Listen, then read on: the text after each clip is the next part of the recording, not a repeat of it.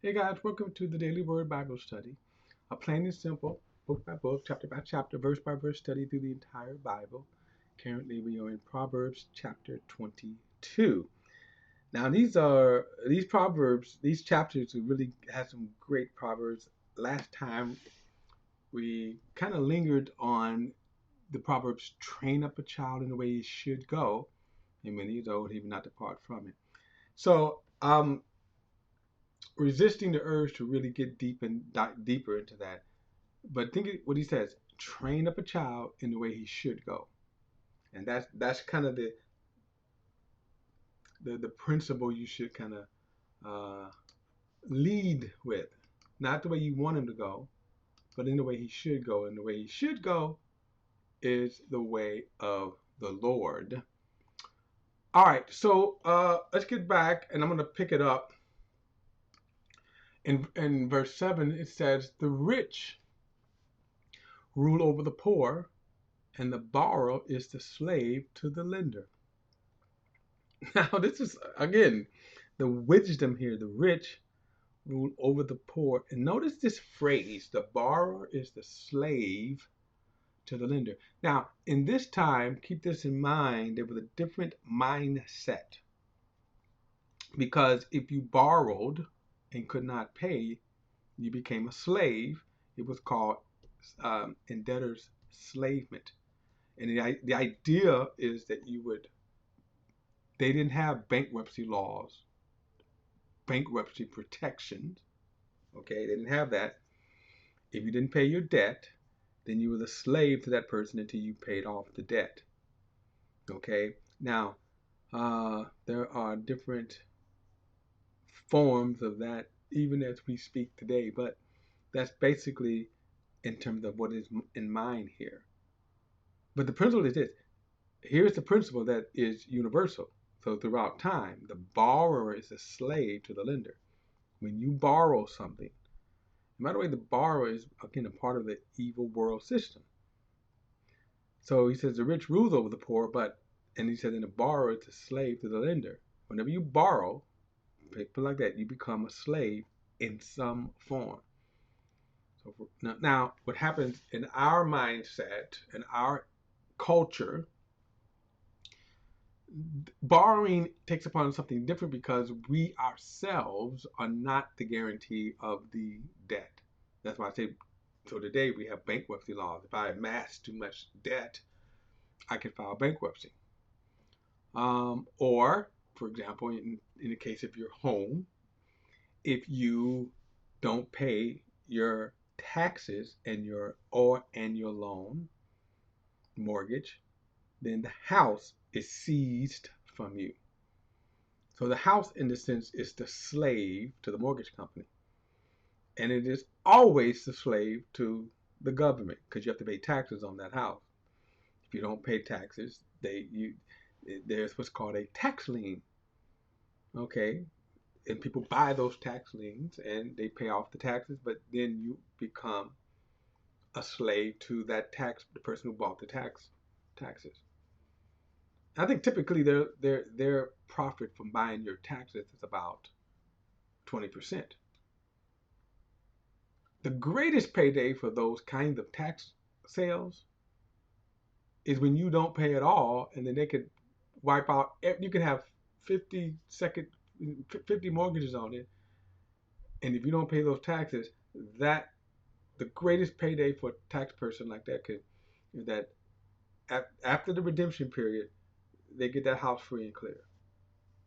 And sometimes you see it in the news. I've seen in the news where, for example, an old lady, sweet old lady, and I don't know why sometimes when we get older, I'm praying that as I am now entering into the senior years, that God would keep my mind, because sometimes elderly gets foolish.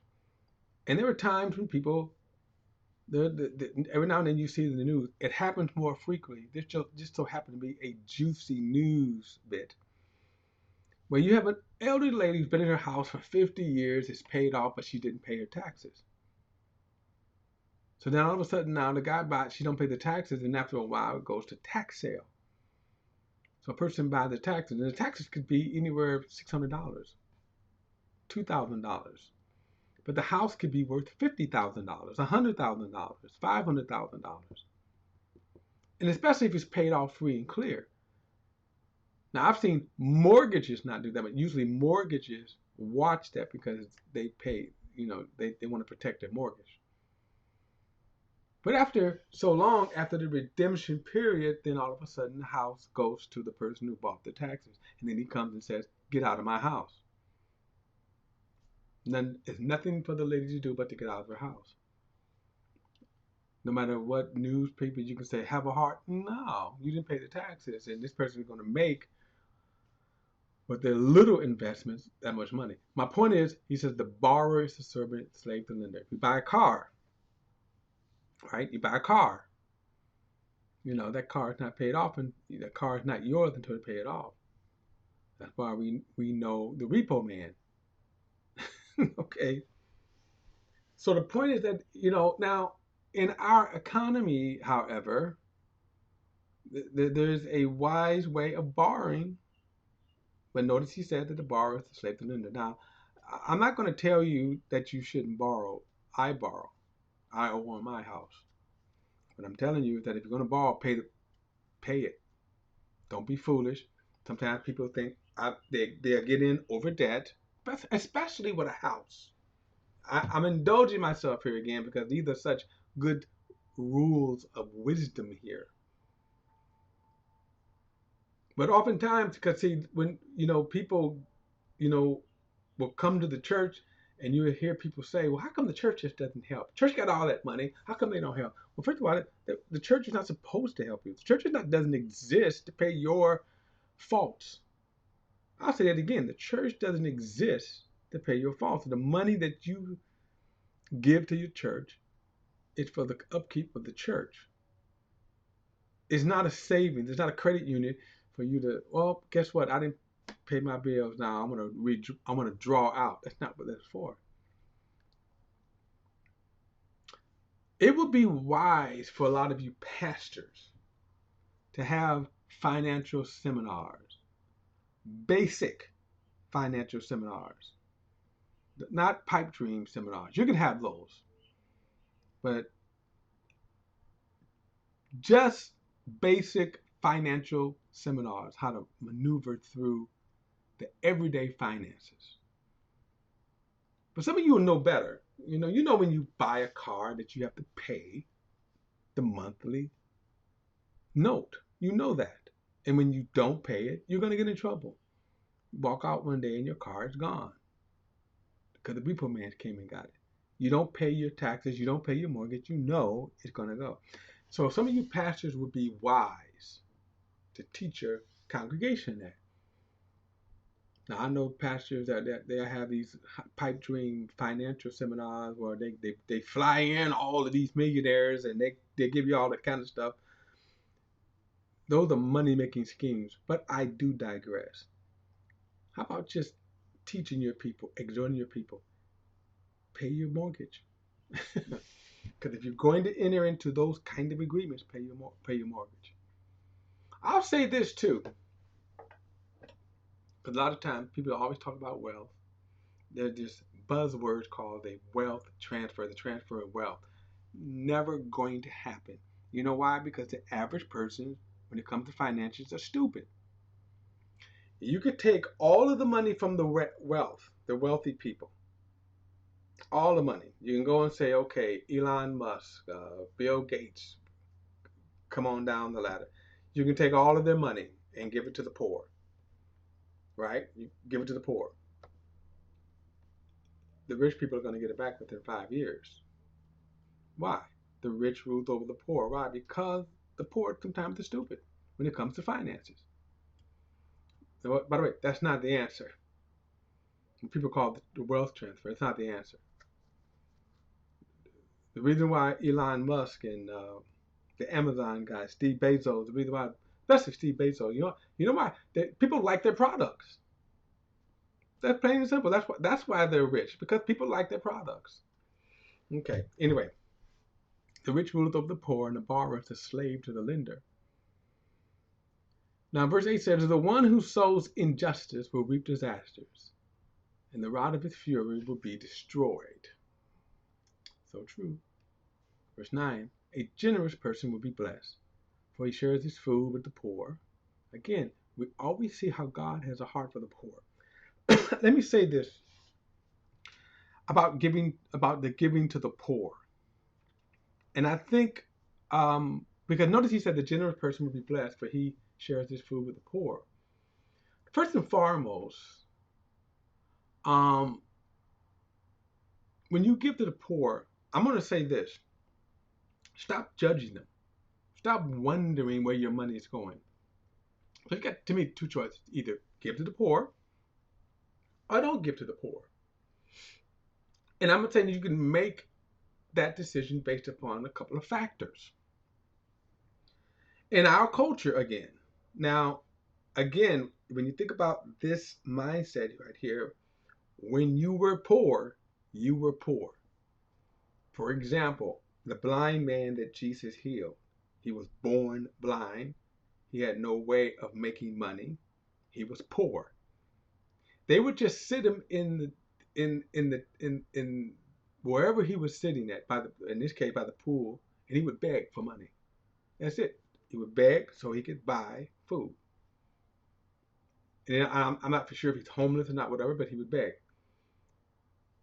So my point is that during this time of where Jesus lived, it was obvious the person was poor. It was obvious. Now, in our culture, it's a little different. There are avenues for the poor. When we talk about the poor, you could say, well, why is a person poor? Now, as I said, if you're going to give to the poor, I'm going to come back to this, it's irrelevant. Well, what if they go and buy drugs? What if they go and buy wine? What do you care? I'm giving to the poor. Okay? I'm giving to the poor. Now, if you can discern, sometimes there are people who panhandle because it's a racket. You get a nice little spot, like a grocery store or wherever, and you just kind of count the money according to the people coming in and out. You don't necessarily see it, but you can count what is the poor, right? How many people when they come out? How many people is giving them? And let's say a person gives them $1 out of so many people. They can make some change, but I'm saying they're not gonna live in a penthouse apartment on it, but they can make some nice money. I remember years ago there was a guy. There was a certain freeway ramp, and as you would go around this ramp, you would see this guy. He would sit there with his hood up, and he'd sit there with his gas can out, and if you stop, he was like, "Hey, look, can you just give me some money? I ran out of gas. I just need a couple of dollars to go get some gas." In other words, he would say, "I ran out of gas on the freeway ramp." Now, to come to find out, that was a scam. Because you think about this particular freeway ramp, how many cars can go by in just a single hour. So if you give him a couple of dollars, he could, again, he's not going to me, live in the penthouse, but he's doing okay. Now, if you can discern those kind of people, don't give. But here's another thing, though. What if that person did actually run out of gas? Now, okay, my point is, when you're deciding to give to the poor, just give to the poor. Now, another thing is, there are a lot of avenues for the poor. Especially in the more metropolitan areas. You got food banks. Sometimes, you would have. I mean, one pastor talking about he would see a poor person. He said, "Hey, I tell you what, you come do some work for me down at the church, and we'll throw you a couple of dollars." The person would ever show up. Okay. Now, obviously, not everyone is like that. There are people who are poor. What I'm going to say is, when you decide to give to the poor, just give to the poor, and just leave it at that. That's why I said the generous person, verse 9 again, will be blessed, for he shares his food with the poor. Verse 10, drive out a mocker, and conflict goes too. Then quarreling and dishonor will cease. Now, this verse right here is a very, very interesting verse. Drive out a mocker. Okay. Uh, what verse am I at here? Come back here, verse 10.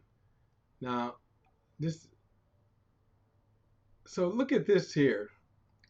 Now, the reason why I'm switching back and forth between uh, translations, because a lot of times, a lot of us know these verses from more traditional translations. Okay, like the New King James.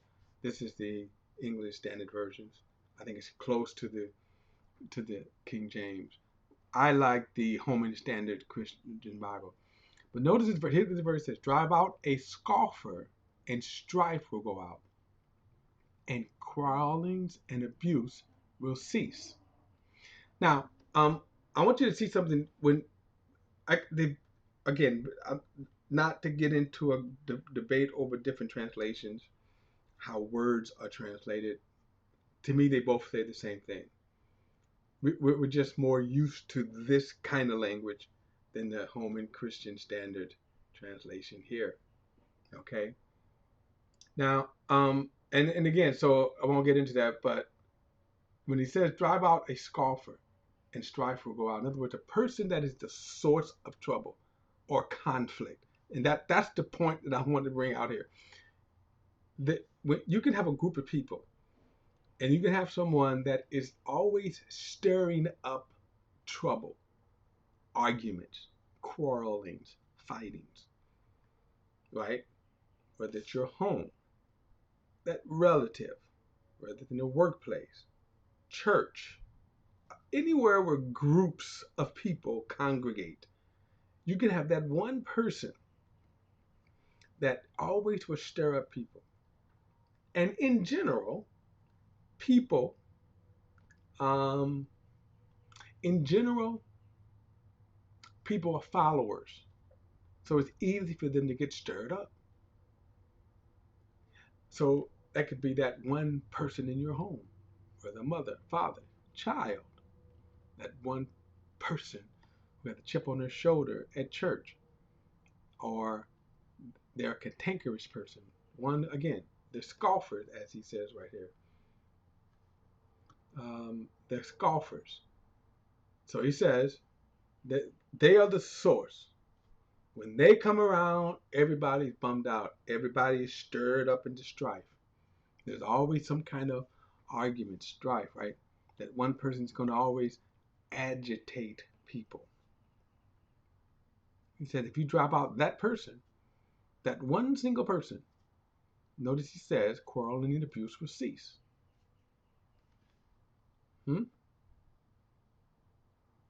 Quarreling and dishonor will cease. All right? Just that one single person. And what's the most amazing thing about it is that when that person is not around, everybody's happy. Everybody's like, it's calm. And then when that person comes, and if you are a leader, notice he says you ought to be the one to drive that person out if you can. If you can. But and if you are the one that's the source of always quarreling, now sometimes you're too proud and too arrogant to acknowledge it. But just think, when you're not around, everybody's happy. And when you're around, there's always trouble. Okay, so he says, drive out the mocker, the quarreler, the scoffer. And sometimes you're not going to have a choice about putting up with that. That's especially in a workplace. Sometimes it's not as easy, but there's always that one person that if you drive it out, that trouble will cease. All right, guys, don't forget to like and share this video and subscribe to BP, the Bible Perspective. And as always, if you have a thought or comment, add it to the comment section below. All comments are welcome. See you in the next study.